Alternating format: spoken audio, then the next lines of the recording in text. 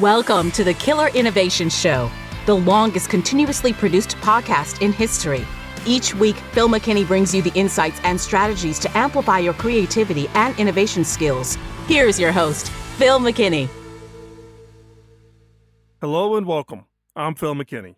This week, we are reaching deep into the archive and bringing you one of our most downloaded shows. Enjoy.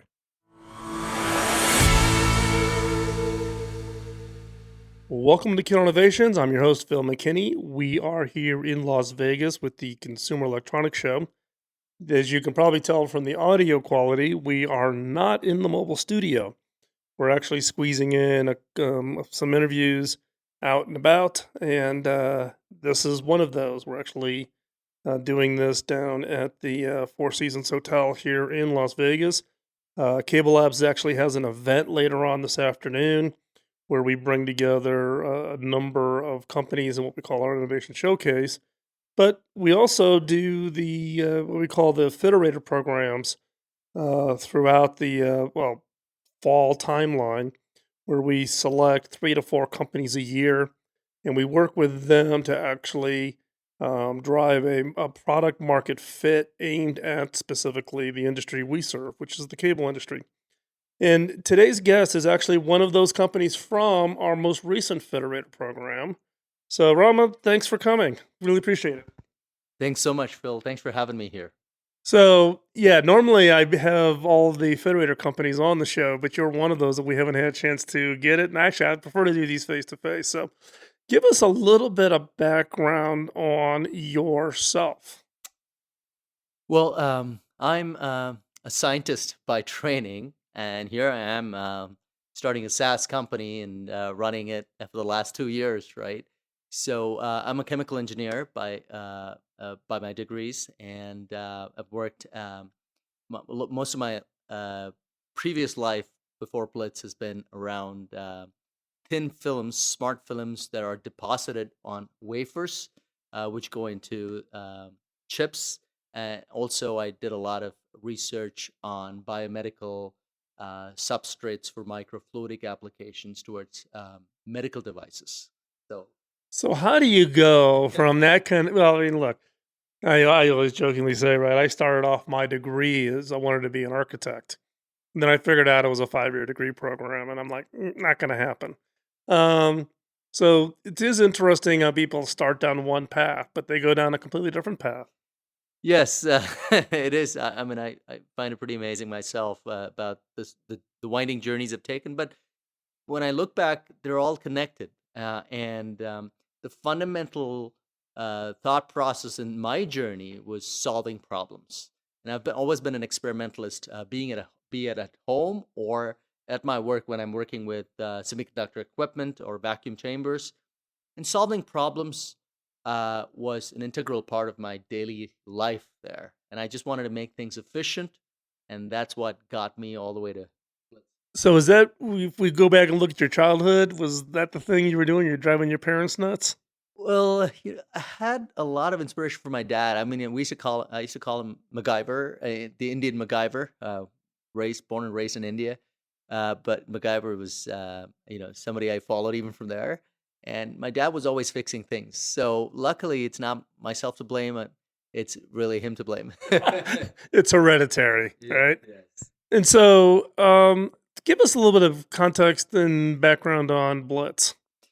Yes. So the background is this. I mean, when I was actually doing my PhD and postdoc for that matter, a lot of work revolved around using experimental setups, which had a lot of vacuum chambers, a lot of sensors, a lot of equipment.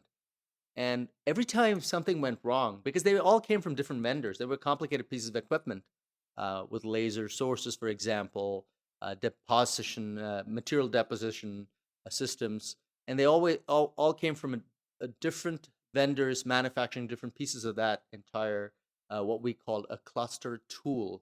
Literally, it was a cluster of tools put together. And what happened several times for a lot of researchers was some of these tools would break down. And the funny thing was we were all experimentalists, good at fixing stuff. But then the vendor we'd contact would call them on a 1-800 number or send them an email. They would take 2 weeks just to come and take a look at it. And sometimes it was a simple enough fix that they could have told me over the phone, especially if they had eyes on the problem. So that inefficiency really drove me crazy, because I was waiting to get back to work, get these equipments up and running, and so that I could get back to work. And so, out of that necessity of quickly bringing these tools back up to operation, Blitz was born. And what Blitz is essentially is it brings in live video, augmented reality, and interactive markup, and artificial intelligence to technical support, especially when support is far away, they can't see the problem. You know how you can call a cable company for your router going bad? Imagine if that, when you make that first call, that person is actually standing next to you and seeing what your problem is, empathizing with you in order to, instead of actually you having to explain what's going wrong. Well, that's what we do at Blitz. It's interesting because even though, I've had multiple conversations, I didn't have the context on the background of what was the real motivator for it. But, and look, I got 20 years in the telecom space before I got into consumer electronics. And the biggest frustration was always the customer care. The call center reps want to help. They want to be able to solve a customer's problem. But, trying to turn the customer's hands into remote hands never has all that great of an outcome. Yes, that is true to an extent. But if the problems are very, very simple, a lot of times people call because they don't know where the input button on a remote is, for switching to the right input source on their TV, right? And but the call center rep is frustrated, can't see it, can't point them, can't see the remote. It might be a different third party remote, and they have to dispatch a truck for what is literally a 1 minute fix. And especially if the customer has to pay for it, sometimes they do, because it's not contracted. What happens is, they're like, the technician goes in there, they charge the customer $100, and he fixes it in 1 minute. And the customer is really pissed that it's Yeah. that happens a lot. So imagine today when that same problem happens, the customer service rep can send a text message to the smartphone. The smartphone, at the hands of the consumer, the subscriber, the subscriber then clicks on that link without an app download. You don't have to worry about the Play Store, and or they ask you for the password and stuff like that. Without an app download, the back camera turns on, and now all of a sudden the customer rep can see what's going on and then solve the problem really quick. Now, this is just the consumer-facing side of it. And there are other aspects, which is for internal support, where a technician is standing on a bucket truck looking at an amplifier. He needs similar support from a subject matter expert at HQ. He can even do it over a phone, where the back camera, same thing, or he can wear smart glasses, where he can work with his hands free with somebody actually watching him do it. There's a lot of different ramifications of this technology, basically bringing in a subject matter expert to literally standing next to you, watching the problem, guiding you to solving it. So is the solution always a human to human type of implication? So it's, if I've got a problem, I've got a live person on the other end, or does this start to move into creating some kind of a knowledge base over time? Absolutely. So we start off initially with human to human, because there are call center reps already doing this kind of job, but they're almost doing this without eyes on the problem, right? So we're enabling them to do their job better, faster, reduce resolution time. But as you can see, these calls can be recorded. They could be computer vision, where you can point a phone at a piece of equipment, it recognizes it maybe by scanning the serial number or model number, or just by computer vision itself, and it pulls up a related video to troubleshoot it really quick. If the consumer at the other end is capable enough of handling that technical information and that. But there's a lot of this kind of intelligence that can be gathered because of because of the video streaming, and then there could be the augmented reality capability, which on top of it, right? So there's a lot of potential in AI as well. Yeah, in the AI piece, as always, right? We're here at the Consumer Electronics Show. I'm gonna play my buzzword bingo and count how many times AI is used Yeah. in an advertisement for every product. Everybody's embedding AI. Hey, Rama, we were talking in the last break around how some of your customers are using it, but give us some more concrete examples of how customers are actually deploying this and what's kind of been the benefit that they've seen from it. Absolutely. So let's take the example within the cable industry, right? So we've got uh, two different um, major use cases. The first one is the customers are using this technology to interact with their customers or subscribers. And that was the call center example that I talked about earlier in the earlier segment of this talk. The second use case is for internal support, where you've got these customers have their own internal technicians driving around in vans to fix problems. And specifically in the cable industry, they could be at a head end, they could be on top of a bucket truck anywhere in the outside plant. They could be just outside at the subscriber's home at a tap, or even inside the customer's subscriber's home, looking at a problem. And depending on the complexity of the problem they're solving, they might need, or they pretty often need, subject matter expertise, who's going to be at HQ with the answers to that problem. So these are the two big use cases that customers today are leveraging Blitz for. Yeah, no, we've been talking a lot about cable, but given your background in the semiconductor space, which is kind of a little bit sounds like the motivation for Blitz, is the problem space generic enough for a broad set of industries? Absolutely, it is. The potential is huge, because anywhere, think of it this way: anywhere there's a piece of equipment in the real world that needs to be looked at, troubleshooting procedures have to be carried out, installed, replaced, maintained. There's the potential of Blitz being there, and that could be in businesses. It could be inside the consumer's home. The next time you have a problem with a microwave or your router, you could be unknowingly using Blitz when you make that call. Yeah, and talk about a little bit about because there's been other attempts at doing this in the past, right? We've all, I don't know if is it a convergence of certain technologies that are making this available? Is there a unique twist you've taken on it that other people overlooked? Why Blitz? There are multiple factors why Blitz. First one is the timing today is perfect because smartphones, both the iOS and Android platforms, are have the processing capabilities for live video, high quality video, augmented reality, and the AI piece as well. So that's one thing. More and more people have already been using live video in their personal lives, and it's only a matter of time that it comes into customer service in the industry, right?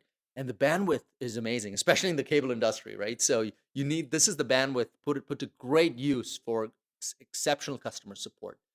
So that's one aspect, and then the the other side of things is yes, we are unique in a way that we're capturing the resolution journey from the start of the problem to the very end when it's actually resolved, and we're tracking that data. So every journey has different kinds of interactions. There could be phone calls, emails, text messages. We capture all that data in that thread, which we call the resolution journey, and harness the intelligence from that. Because a lot of these things repeat themselves.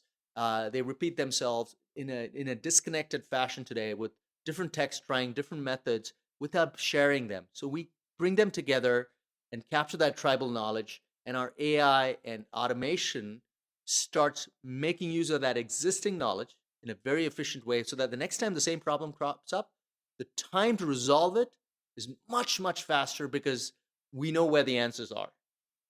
Well, it opens up an interesting question, right? Because more and more we're seeing, particularly the younger generation, where they want to do self help. They don't want to get on the phone with anybody in a customer call center. They want to be able to resolve it in the frustration level that they feel today when they can't self resolve it. So what you're saying is Blitz in effect subconsciously captures the inherent knowledge base and then exposes that? Is that what it's about? Yes, it exposes that within an organization to its technicians, and also when you go to the consumer side. Let me give you an example of how, when I was redoing my kitchen, um, it took me 300 hours to rebuild it, and this was at a time. This was just 4 years ago, where I was looking at YouTube videos, but then it was an overload of information. Where I did not know which video to follow because none of those videos exactly solved my problem. 10 years ago, we wouldn't have found any videos for this. So right now we're kind of what Blitz does is within an organization, it brings an intelligence and efficiency in capturing capturing I should say first, and then using that information and to efficiently give it to people who need it just in time. Yeah, but the important point you point out though is it's also validated answer Yes. versus the unvalidated answer, right? The only way you validate a YouTube video is how many thumbs up did it get and how many views does it have, and read the comments. Did someone try and it burn their house down? That's probably not a video you want to go. You want to go and try. Um, and what's been the reaction from consumers? I mean, when the consumer says, "Hey, I'm going to send you this, I'm going to text you this link and click on it," you know, depending on the age and experience of a consumer, you're gonna get a pretty radical experience. You're absolutely right, Phil. There are consumers who are paranoid about their phone's camera being turned on, and somebody remote comes and takes a look at it. But then, if it's all about how you present that support to them. I mean, you're ready to get text messages from Lyft and Uber with the photograph of a driver or a car. In a similar fashion, if you present it in a way that, hey, we're here to help you, empathize with you, and you don't have to block time off for me to come over and help you 3 days later and take time off from work. I can see it now and solve it. So that approach of empathy really alleviates a lot of those concerns. But the millennials and the younger generation, oh, they just gobble it up. Not a problem. Yeah, they have no qualms about turning on that camera. Who knows who's on the other side, watching it. So, Rama, let's talk a little bit about Blitz. It's not a company that's been around all that long. What, 2 years? So, give us a little bit of the background of what was going on pre the formation of the company, and then you're 2 years into this. I'm always interested in kind of the lessons learned. Entrepreneurs always kind of think they've got that path perfectly laid out, and then you get Murphy moves in and then mucks it all up. Yes, Phil, that is absolutely right. Um, so officially, yes, has been around for a little over 2 years, but unofficially a lot longer. With me and Keor, my co-founder and CTO, trying a lot of different ideas around telecommunication with video.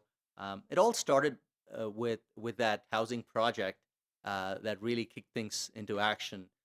Where I've got we just bought a home, my wife and I, in San Jose, and homes are so expensive out there. Only half joking when I say I had to donate a kidney to be able to afford it. So, but so we had to do a lot of renovation. It was a 50s home, and the kitchen was very, very old. So a 300-hour project that I took on um, is what really gave that momentum to Blitz, because I wanted help, and I almost wished this was back in 2014 when I wished that I could say, "Hey Siri, can you find me a plumber or a home improvement expert who could look at the problem that I'm solving and give me quick advice and not charge me $300 to come and fix it for me." I just wanted, like, for $40 I could get advice over the phone while he's looking at the problem, and I just go do it. So that's how it started. And Kira, my co-founder, uh, was building collaboration platforms using video and augmented reality at that time.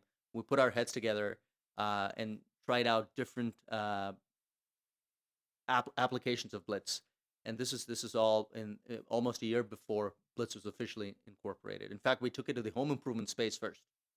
Realized that we'd have to have a whole bunch of transactions between home improvement professionals and homeowners for us to make some amount of money from that transaction. So we abandoned that, and then we pivoted to what Blitz is today, which is catering video, AR, and AI to field service and customer service teams and businesses. So that's how it started. A big boost that came out for us in the early days was getting into Alchemist Accelerator in the Bay Area. Great accelerator. And so I really encourage entrepreneurs to, even if they are experienced, to go through an accelerator, because it really quickly brings in best practices. I mean, I would not know how to fundraise if I'd not gone to the accelerator. Ravi, Daniel, Ash, all those guys at the Alchemist was phenomenal, and it's always about the people for me. So that was the fundraising experience, go-to-market experience that Kara and I underwent, and then after that, it's been significant milestones, points of inflection all around the journey for the last 2 years. So, what's been the funding rounds have been so far? Yes, so we did an angel round followed by a seed round from our lead investor is Ulu Ventures. They're they're a great firm out of Palo Alto in the Silicon Valley, and so but it's at a seed round stage. We're hoping that we can take that all the way to a Series A in the coming months, and we've got enough traction, and we believe we'll get there. Yeah, one of the questions I get a lot of, because again, 55% of the listeners of the show are in the U.S., 45% are outside the U.S., and even of the U.S. ones, probably 25% are in the Valley, 75% are not in the Valley. So, talk a little bit of your thoughts on the ability to do startups outside of the Valley. I know you don't have any direct experience, but everybody kind of thinks everything has to happen in the Valley. It's just because of the concentration. I think anywhere what it really takes is passion, and because of how connected we are today, um, uh, we can use the tools today to connect with great mentors. I mean, that's what we were here at the Upramp program and Cable Labs, thanks to your support, Phil, as well. So where we have great mentors like Scott and Lisa and Satish and Caruso. So we've had a great amount of mentorship even outside the Valley. So it's really about the passion, getting in touch with people who've been there and done that. And once you establish that relationship with people, sky's the limit. Yeah, it's one of the things that I have a little bit of a personal passion on is trying to convince entrepreneurs you can do it anywhere, right? And it does get down to the passion. So what's next for Blitz? You're getting some good traction now. You're getting I'm aware of some of your proof of concept work that's underway. But what's next for you guys? I think this year is going to be the year of cable and possibly even the insurance industry. Um, Cable, thanks to the Federator program, we've got a lot of proof of values going on with limited deployments. That is very, very exciting for us. And when the next phase is after these proof of values, they get converted into full-scale deployments.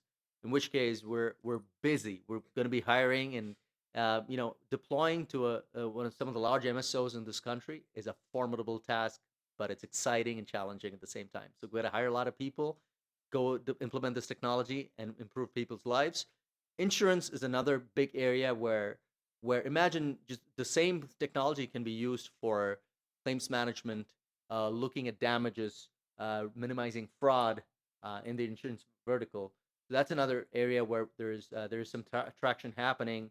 And so this year is predominantly going to be cable, followed by insurance.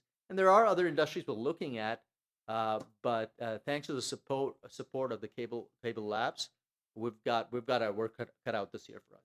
Yeah, just be careful what you wish for, right? You get one big guy, and you can become pretty swamped right out of the gate. So, if people want to keep track of what you're up to and what Blitz is up to, what's the best places for them to keep up with what your progress? So Blitz, the URL for Blitz is blitz.co.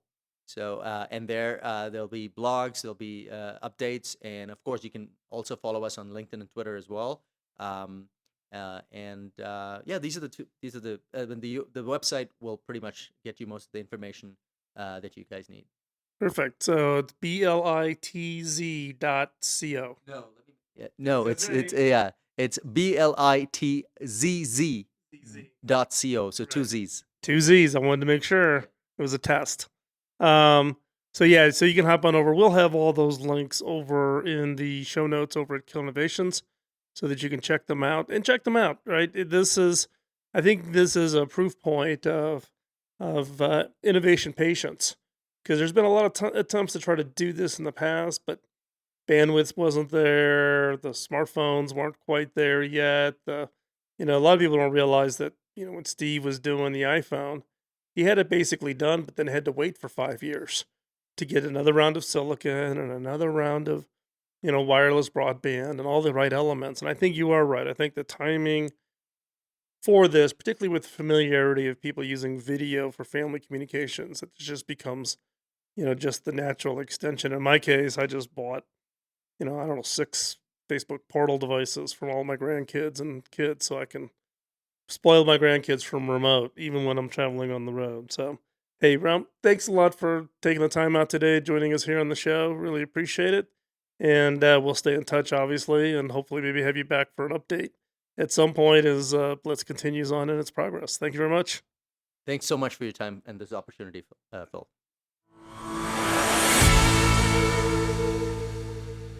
With that, we're going to wrap up today's show. Check out the show notes over at killerinnovations.com. Love to hear from you. Drop me a note, phil@killerinnovations.com, or hop over to the innovators.community. That's where I hang out. Love to chat with you. Talk to you next week. Bye-bye.